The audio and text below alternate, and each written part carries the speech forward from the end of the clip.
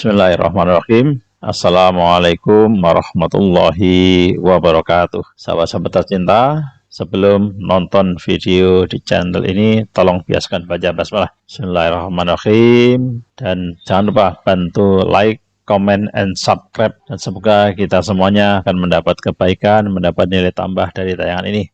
Jadi melanjutkan dengan yang disampaikan oleh Mas Daru ini. Paparan saya sudah terlihat ya Bapak Ibu sekalian ya? Sudah terlihat. Oh ya, baik, terima kasih. Saya akan melanjutkan asesmen nasional tadi disampaikan dilaksanakan di sekolah, madrasah, dan program pendidikan kesetaraan. Pesertanya kelas 5, kelas 8, kelas 11 untuk AKM, survei karakter, dan survei lingkungan pendidikan. Sedangkan khusus untuk survei lingkungan pendidikan dilaksanakan kepada pendidik dan kepala satuan pendidikan selain peserta didik tadinya. Berikutnya ini terkait dengan pelaksanaan asesmen nasional untuk guru dan kepala sekolah, yaitu survei lingkungan belajar. Untuk survei lingkungan belajar dapat dilaksanakan secara mandiri menggunakan aplikasi yang berbeda dari yang digunakan oleh siswa. Kemudian waktu pengisian survei dilakukan dalam rentang waktu pelaksanaan asesmen nasional sesuai jenjangnya. Jika mungkin minggu depan ada pelaksanaan asesmen nasional, maka pengisian survei ini akan dibuka dalam rentang 4 hari pelaksanaan asesmen nasional untuk SMK. Kemudian proktor dapat mencetak kartu login untuk guru dan kepala sekolah melalui laman yang disediakan oleh Kemendikbudristek. Jadi ini contohnya ada NPSN-nya, NIK-nya, tanggal lahir, dan token. Nah, untuk dapat mengakses laman ini bisa di https://surveilingkunganbelajar.kemdikbud.go.id. Untuk tokennya dapat dilihat melalui laman referensi.data.kemdikbud.go.id/ptk. Nah, ini biasanya mungkin operator dapodik sekolah ya yang bisa yang memiliki user passwordnya ya. Nah, khusus untuk token memang harus dilihat melalui laman ini. Kemudian pengisian untuk survei ini dapat dilakukan sesuai dengan waktu luang Bapak Ibu sekalian. Jadi bisa diakses melalui laptop di sekolah, bisa diakses melalui HP dari rumah, seperti itu. Jadi karena pelaksanaannya mandiri, jadi tidak harus dilaksanakan di satu ruangan khusus di satu waktu seperti siswa, kan, tetapi lebih bebas. Berikutnya ini terkait dengan data, jadi terkait dengan alur data. Ini lebih ke data yang digunakan oleh pusat asesmen pendidikan kaitannya dengan asesmen nasional. Jadi mohon dipahami bahwa di sini Pusmenjar adalah salah satu user dari data Dapodik. Jadi kami tidak memiliki hak untuk mengubah apa yang ada di data Dapodik.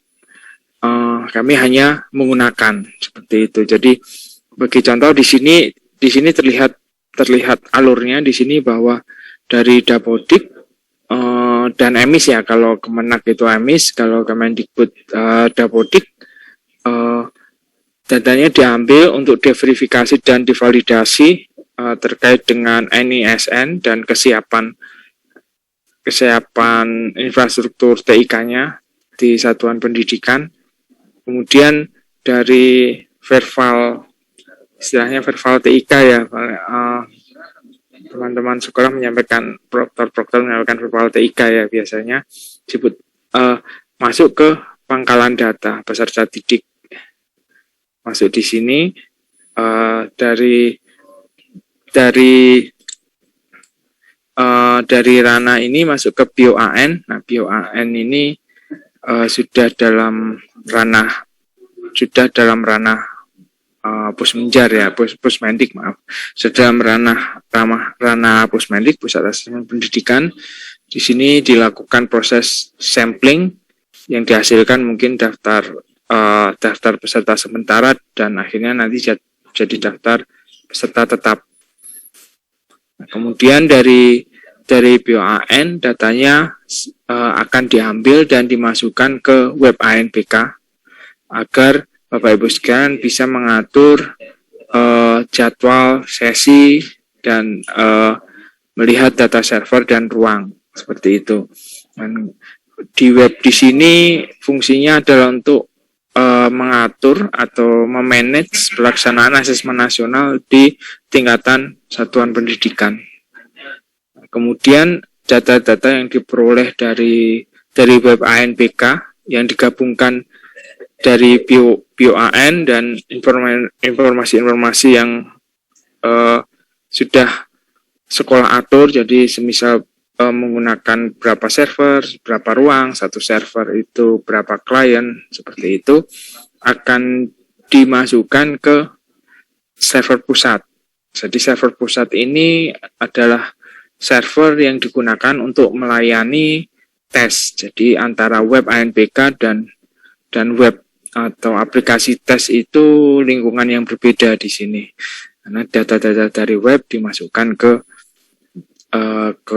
lingkungan atau ke sistem yang akan digunakan untuk tes.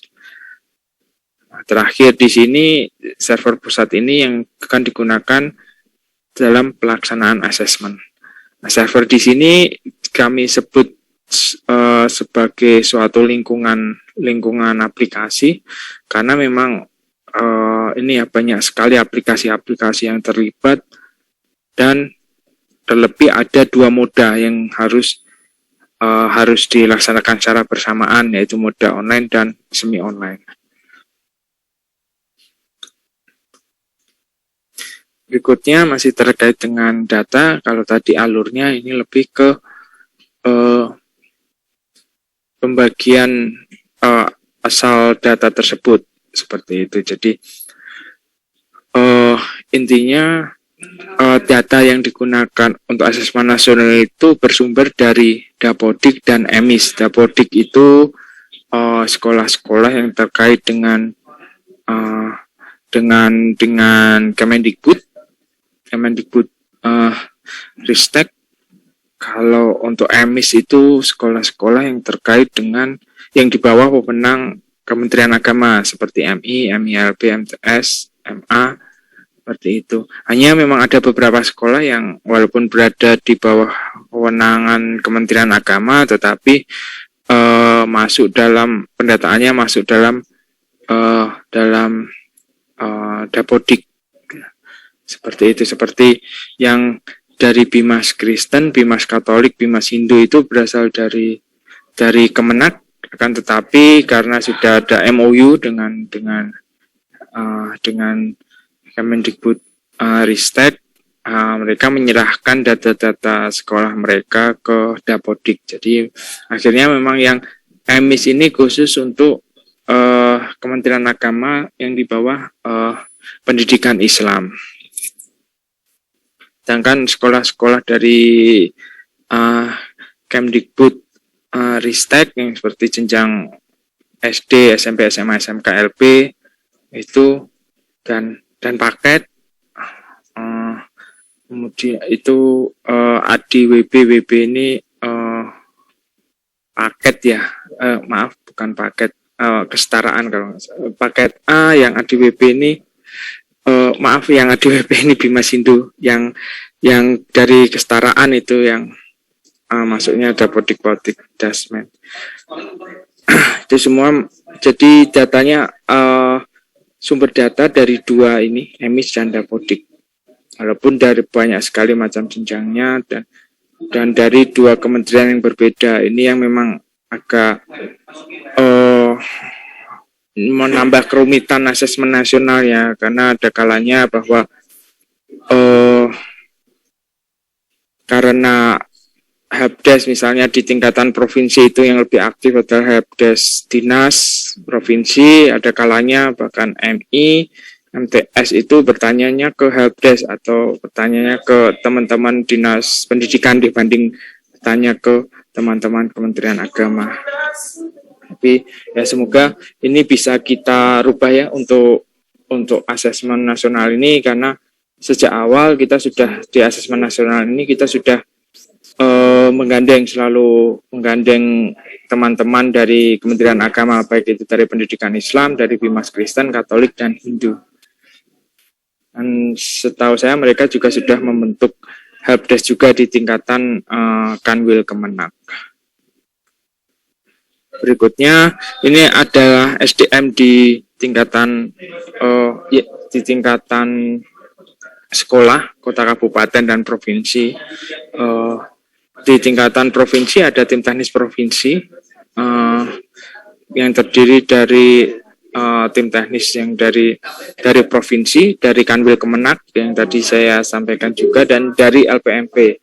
Kita sudah mengadakan pelatihan teknis kepada mereka, dan kita harapkan mereka bisa menularkan kemampuan mereka ke tim-tim teknis di bawahnya atau ke sekolah-sekolah di bawahnya sesuai dengan kewenangannya. Dan berikutnya adalah tim teknis tingkat kota kabupaten yang berasal dari dinas kota kabupaten, cabang dinas provinsi atau Kanwil Kemenak kota kabupaten. Kemudian di tingkatan sekolah ada proktor, teknisi, dan pengawas. Proktor bertugas mengelola pelaksanaan asesmen atau yang bertugas menjalankan aplikasi asesmen. Teknisi yang bertugas mengelola infrastruktur jaringan dan komputer, ini terkait dengan infrastruktur dan jaringan itu teknisi, sedangkan pengawas tugasnya melakukan pengawasan selama pelaksanaan asesmen. Dan berikutnya ini adalah web yang bisa dilihat oleh Bapak Ibu sekalian. Di sini Bapak Ibu sekalian bisa coba mengunjungi http://pusmenja.kemdikbud.go.id/an.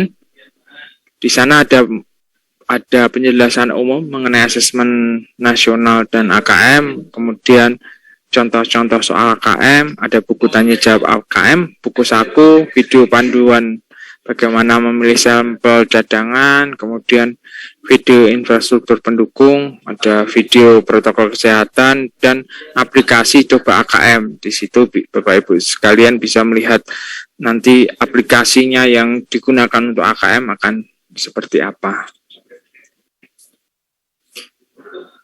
Berikutnya akan kami sampaikan mengenai paparan teknis aplikasi ANPK. Di sini tidak akan sedetail yang diberikan kepada proktor karena di sini karena memang kebutuhannya bukan untuk bisa menjalankan aplikasi, akan tetapi kebutuhannya adalah mengetahui bagaimana aplikasi ANPK itu, karena memang kepala sekolah walaupun memang tidak terlibat langsung, akan tetapi pada satu titik diharapkan memiliki pengetahuan yang memadai mengenai aplikasi ANPK. Di sini prasyarat mengenai ANPK online atau prerequisites yang online di sini atau daring ya, ada komputer PC, laptop yang akan digunakan oleh proktor, kemudian ada komputer klien bisa berbentuk PC, bisa berbentuk laptop, kemudian untuk webcam ini tidak harus ada, kemudian terdapat jaringan internet, bisa jaringan wifi atau jaringan LAN, kemudian bandwidth internet kami persyaratkan 12 Mbps dedicated untuk 15 klien. Dan terkait dengan aplikasi untuk online diperlukan adanya aplikasi Proctor Browser yang terbaru versi 2010-14 dan aplikasi Exam Browser Client. Nah, ini versinya ini masih belum update. Kalau Ya, yang terakhir 21.09.03 tidak salah. Kan tetapi setiap ada pembaruan aplikasi kami selalu rilis melalui web ANPK karena ini aplikasinya kecil, aplikasi exam browser ini kecil, bisa di-download. Nah, kemudian berikutnya prasyarat yang semi online. Di sini kalau dari sisi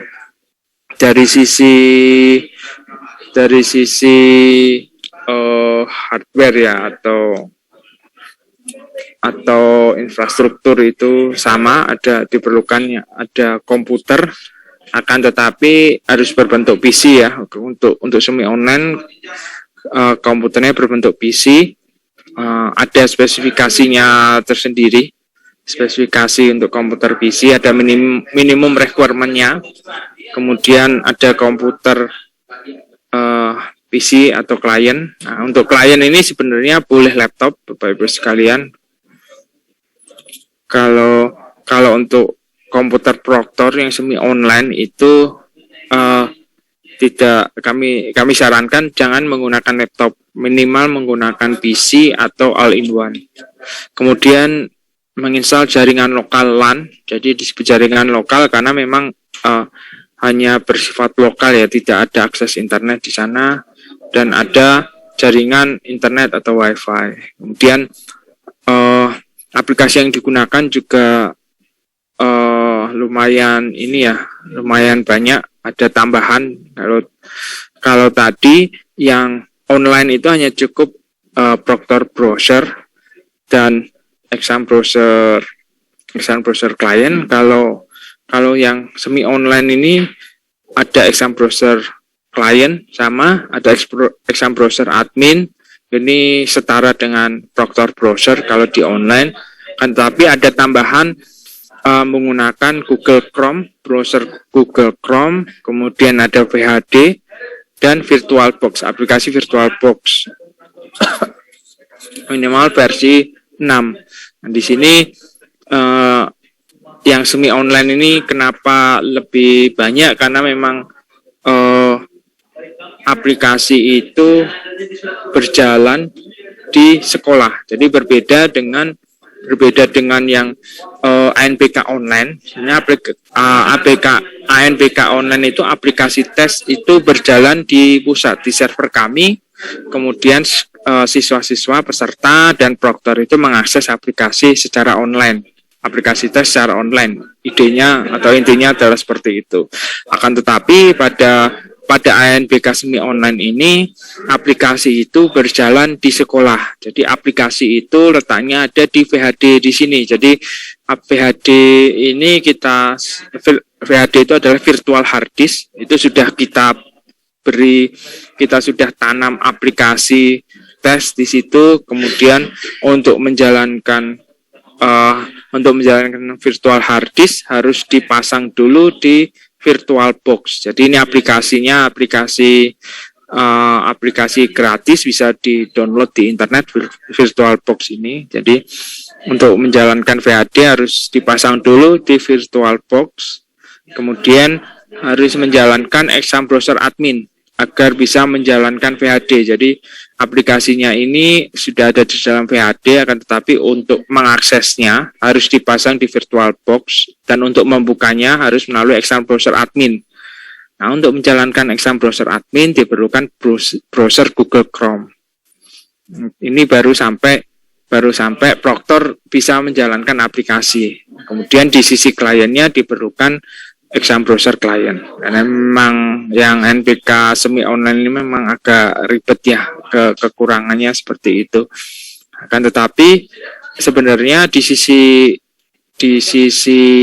siswa sebenarnya sama, bahwa mereka datang untuk asesmen dan ujian seperti itu. Akan tetapi di sisi sekolah ya, di sisi proktor dan sekolah memang infrastruktur yang disiapkan berbeda.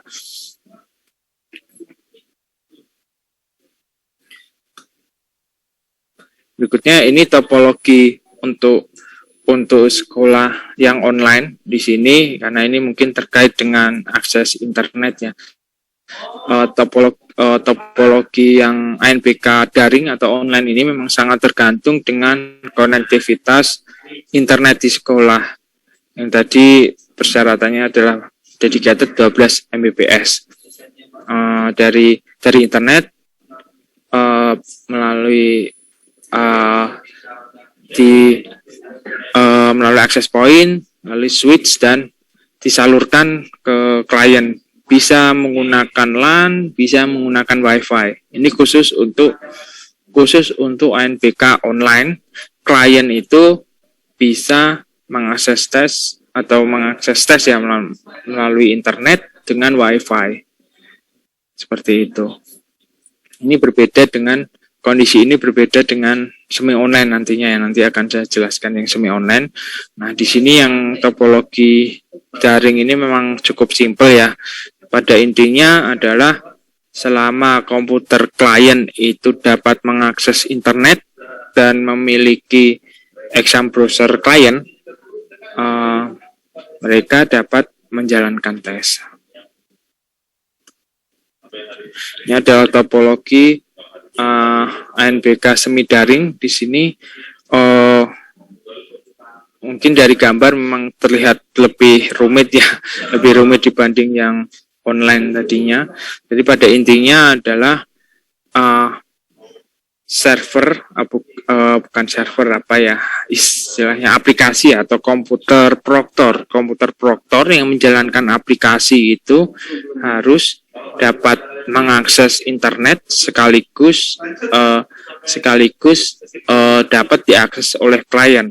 Nah, masalahnya atau kerumitannya terletak pada bahwa klien itu tidak boleh mengakses internet. Jadi akses internet ke klien itu kami tutup, akan tetapi di sisi lain akses komputer proktor itu harus memiliki internet. Karena itu kan kami syaratkan biasanya bahwa komputer proktor itu harus memiliki NIC atau Network Interface Card itu 2, karena 1 untuk ke internet, di sini NIC 1 di sini untuk ke internet, dan NIC 2 ke internet, NIC 1 ke klien. Intinya di situ. Sehingga dengan topologi seperti ini memungkinkan bahwa komputer proktor itu dapat mengakses internet dan komputer klien atau siswa itu tidak memiliki akses internet. Kemudian selain itu, jika di sekolah Bapak Ibu sekalian memiliki lebih dari 1 server, di sini sebagai contoh di topologi ini ada 3 server, maka jaringan LAN di satu ruangan itu tidak bisa terkonek atau terhubung dengan jaringan LAN di ruangan lain atau di server lain. Karena jika terhubung, maka aplikasi tidak akan bisa berjalan.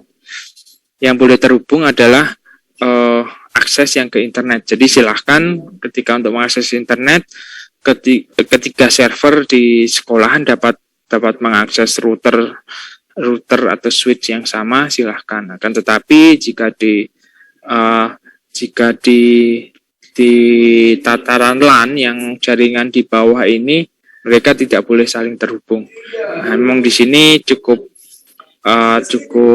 rumit ya, kalau mungkin paling gampangnya memang membangun jaringan kabelnya sesuai ini, atau kalau di sekolah memiliki teknisi yang ahli di situ mungkin tinggal, dan sekolahnya memiliki manageable switch, itu kan tinggal otak-atik switchnya itu bisa hanya tinggal duduk manis bisa mengatur topologi seperti ini. Tapi ini tergantung sekolahnya ya, apakah nyamannya tetap membangun jaringan yang seperti ini secara fisik atau dapat dilakukan secara virtual. Mungkin Bapak Ibu sekalian dari sini bisa terlihat dari sisi syarat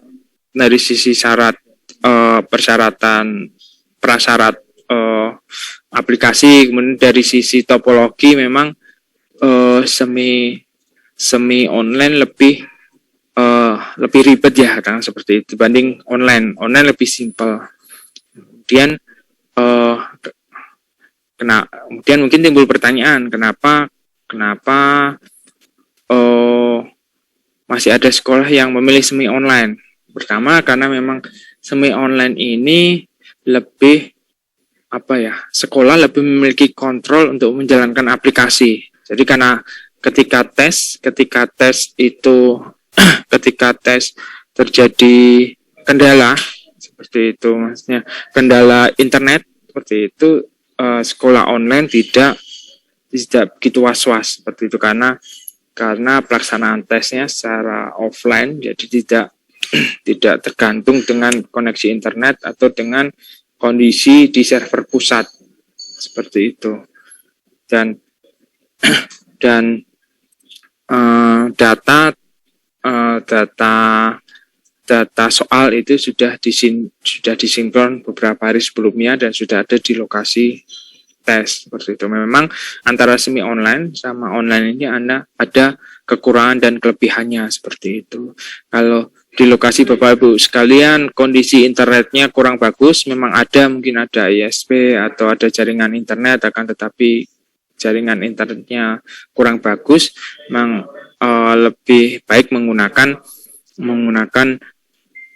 moda semi online karena ketika pelaksanaan tes itu siswa mengaksesnya tidak tergantung sepenuhnya pada kondisi jaringan internet. Tapi kalau di SMK kami yakin ini ya biasanya kondisi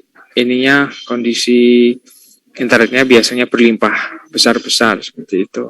Tetapi saya lihat juga masih ada SMK yang lebih memilih, walaupun mungkin mampu ya online, akan tetapi lebih memilih semi online karena memang yang semi online itu kan sekolah lebih memiliki kontrol ya dalam pelaksanaan tes seperti itu. Berikutnya ini lebih ke flowchart pelaksanaan aplikasi semi daring, yang daring ya, yang online di sini. Intinya sekolah menyiapkan komputer proktor, men-setting jaringan internet. Sebenarnya setting ini lebih kepada bahwa mengkonekkan komputer proktor ke internet ya. Jadi komputer klien dikonekkan ke internet. Kemudian mendownload prerequisites. Yang di-download ini pun sebenarnya hanya Proctor browser dan exam browser client. Di sini ketika hari H pelaksanaan bisa menjalankan Proctor browser, kemudian memperoleh ID Proctor dan password dari web ANPK, kemudian mengaktifkan aplikasi CBD dari komputer Proctor, kemudian menjalankan tes dengan memilih daftar tes, memilih kelompoknya, kemudian merilis token. Seperti itu. Kemudian untuk kelompok tes diaktifkan, kelompok tes yang sedang berjalan. Kemudian siswa diminta untuk login untuk tes dan melihat status peserta. Status peserta di sini biasanya yang dilihat adalah apakah tes sedang berlangsung atau sudah selesai seperti itu, dan ketika sudah selesai bisa mencetak laporan. Walaupun untuk online ini kadang mencetak laporan bisa dilakukan tanpa harus menunggu siswa selesai ya.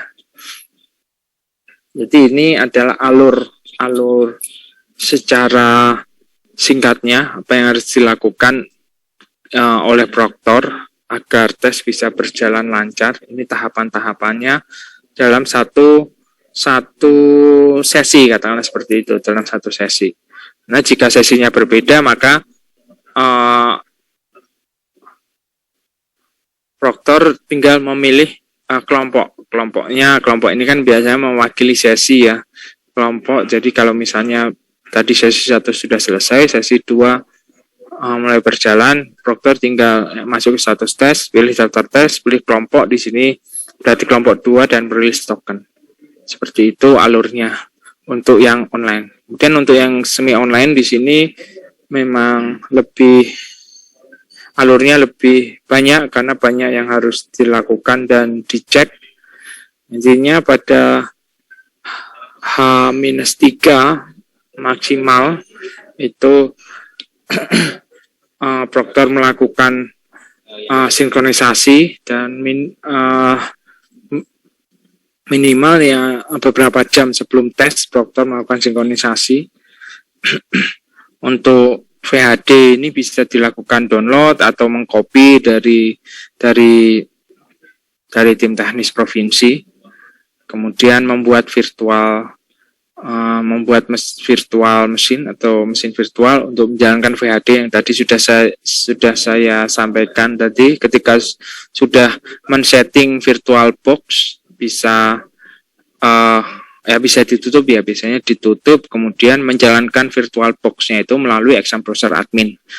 Intinya seperti itu. Kalau kemudian ketika proktor ingin menjalankan CPT Sync melalui exam browser admin, dilihat status CPT Sync-nya seperti itu. Tapi jika offline misalnya harus mengecek kembali kalau statusnya offline kenapa seperti itu. Biasanya kalau statusnya offline, kalau yang lain offline ya itu bukan masalah, kemungkinan karena memang belum saatnya sinkron, server pusatnya belum aktif seperti itu sehingga statusnya offline. Kemudian kalau statusnya seharusnya aktif, teman-temannya sudah pada aktif tetapi statusnya masih offline, server sekolah masih offline, berarti itu ada kendala, harus dicek kembali apakah itu terkait dengan jaringan ataukah setting virtual box-nya yang salah seperti itu. Jaringannya juga apakah terkait jaringan internetnya yang memang mati ataukah jaringan lokalnya seperti itu, ataukah jaringan ESP di sekolah yang diblok oleh Kemdikbud seperti itu, atau ESP yang digunakan sekolah yang memblok IP Kemdikbud seperti itu. Kemudian yang kalau sudah aktif bisa melakukan proses sinkronisasi pertama kali intinya adalah melakukan proses sinkronisasi, yaitu mengambil data-data yang diperlukan untuk asesmen dari server pusat ke komputer proktor. Jadi komputer proktor sebenarnya ini adalah seperti fungsi server, fungsinya sama seperti server pusat, hanya datanya yang dihandle lebih kecil seperti itu, yaitu data soal dan data siswa yang hanya untuk sekolah Bapak Ibu sekalian. Kemudian ketika sudah berhasil sinkronisasi, prosedurnya adalah VHD di copy untuk jadi backup, kemudian men-setting transfer response. Ini ketika sudah selesai, tinggal menunggu hari H ujian. Nah, ketika hari H ujian menjalankan kembali exam browser admin, kemudian di sini juga statusnya harus aktif untuk bisa menjalankan tes. Nah, di sini prosesnya di sini ketika status aktif dan menjalankan tes sebenarnya sama. Dari sini prosedurnya sama dengan yang online. Jadi dari ketika hari H menjalankan untuk merilis token sampai merilis token dan mencetak laporan, di sini prosesnya antara yang online dan semi online prosedurnya sama, tidak ada perbedaan. Nah, tetapi di sini juga kami memfasilitasi juga sekolah-sekolah yang memiliki infrastruktur, memiliki jaringan listrik, jadi sekolahnya sudah dialiri listrik, kan tetapi tidak memiliki akses internet atau jaringan internet belum sampai ke sekolah, maka kita memfasilitasi agar sekolah-sekolah tersebut dapat berpartisipasi juga dalam ANBK. Nah, kalau di UN dulu adalah ada daerah blank spot, ini di AN juga masih ada daerah blank spot menggunakan token offline, ini masih kami fasilitasi juga. Untuk rilis token juga agak berbeda ya. Kalau yang normal memang rilis tokennya online. Kalau yang blank spot rilis tokennya secara offline. Detailnya nanti intinya prosedurnya detailnya masih sama seperti ketika UNBK, hanya tetap dilalui melalui ini ya, proses pendaftaran dan identifikasi sekolah blank spot dan sebagainya, ini sama seperti UNBK. Demikian sekilas penjelasan dari saya mengenai aplikasi ANBK. Terima kasih atas perhatian Bapak Ibu sekalian. Untuk waktu dan tempat saya kembalikan kepada moderator. Terima kasih. Wassalamualaikum warahmatullahi wabarakatuh.